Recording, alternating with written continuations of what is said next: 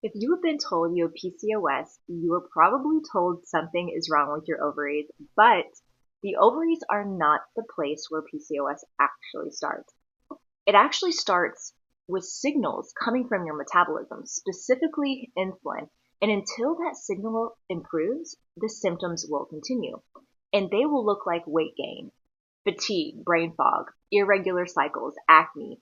Today, I'm going to explain what's actually happening inside your body, what drives PCOS at the cellular level, and what to test for, and what actually can be done to improve the system and not just suppress the symptoms, okay? So PCOS stands for polycystic ovary syndrome. But the name itself can be really misleading because the core issue is not cysts, all right? The core issue is hormone disruption driven by metabolic signals. And one of the main hormones involved is testosterone. And guys, women need testosterone. But in PCOS, testosterone rises much higher than it should be. And this interferes with ovulation. And when ovulation becomes irregular, well, cycles will become irregular. And this is why women with PCOS might experience irregular cycles, acne, they'll have hair thinning, facial hair growth, they might have difficulty losing weight. But again, the ovaries are responding to the body's signals. They are not acting independently here. The biggest driver behind PCOS in most cases, believe it or not, is insulin. And insulin is a hormone your body releases when you eat.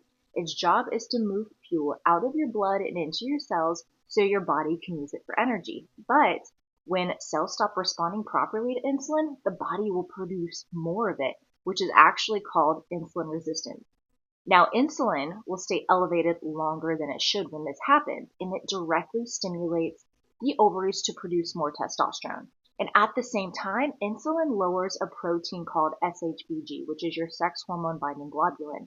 And this normally binds to testosterone to keep it controlled, but when this drops, more testosterone remains active in the body. So now you have two things happening, okay? Not only is testosterone being produced, but more testosterone is also remaining more active in the body, which disrupts your ovulation. And when ovulation is disrupted, well, cycles will become irregular.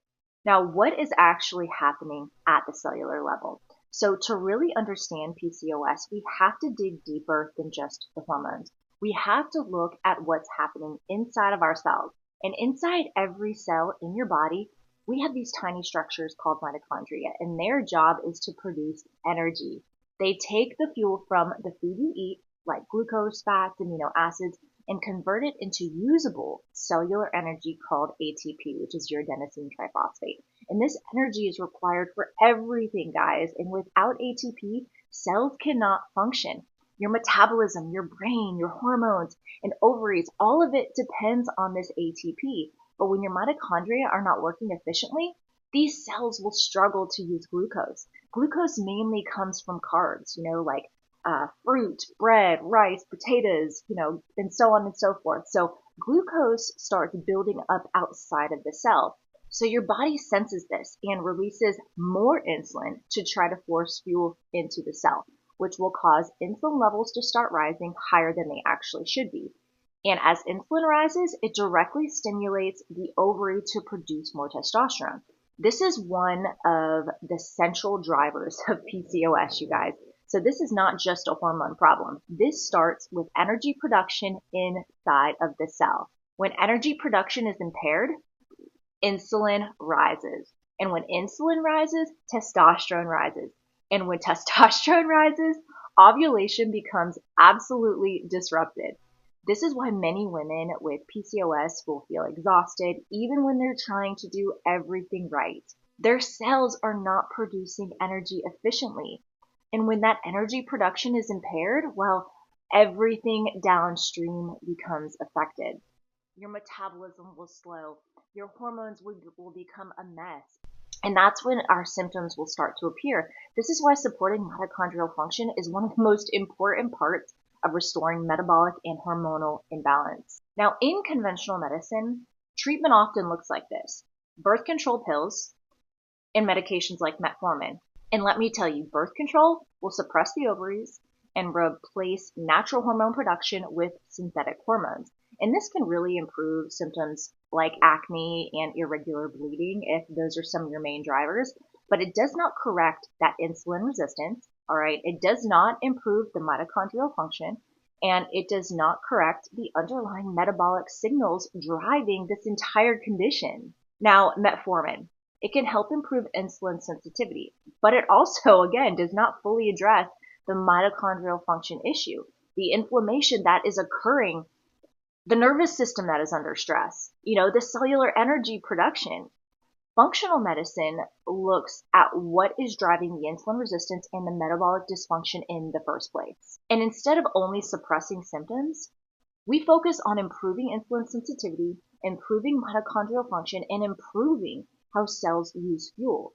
So when those signals improve, let me tell you, hormone balance will improve as a result. I have seen it hands down. Now, to really understand what's happening, several markers can be really helpful.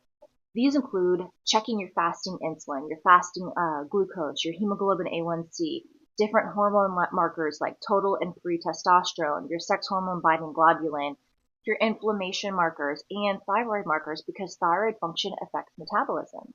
These markers help us understand how the body is using fuel and producing hormones.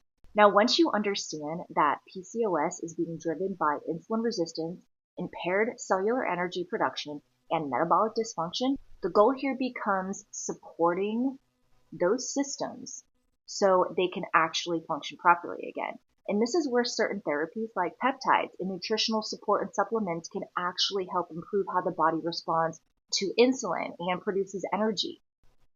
And I want to just walk a few important ones that are really amazing that I found work really well.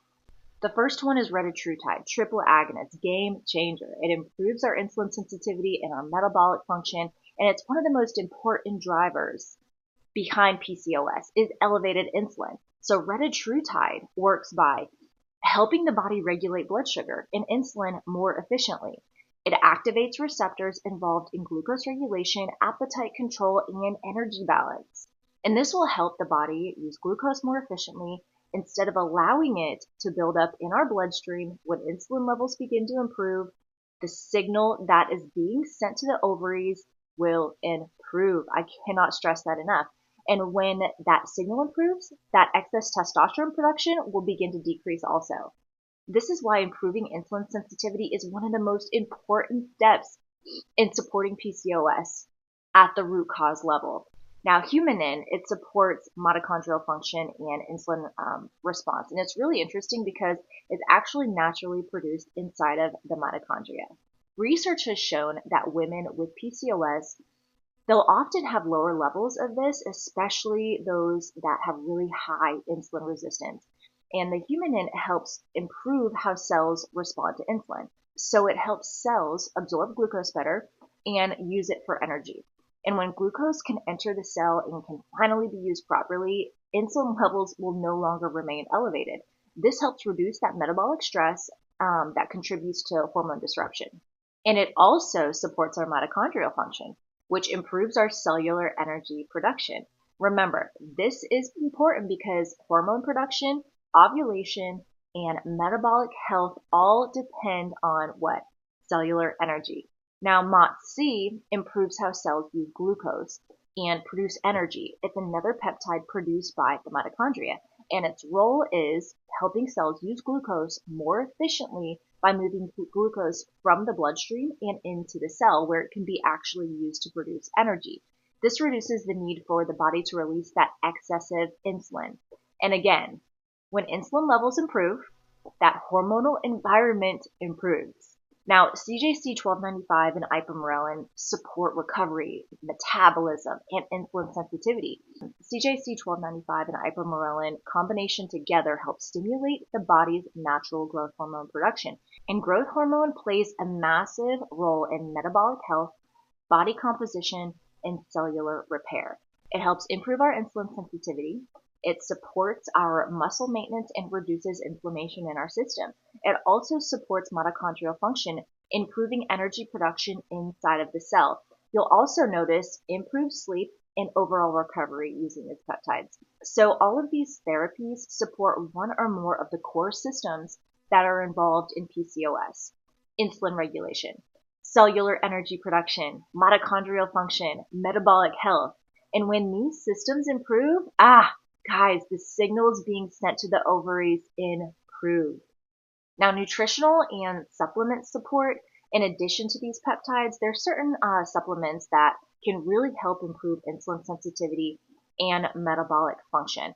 The first one I'm going to touch on is berberine. It helps improve insulin sensitivity and supports how cells use glucose.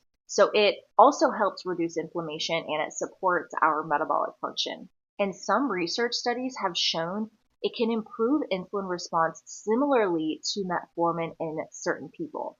Now moving on to the next one, inastazole.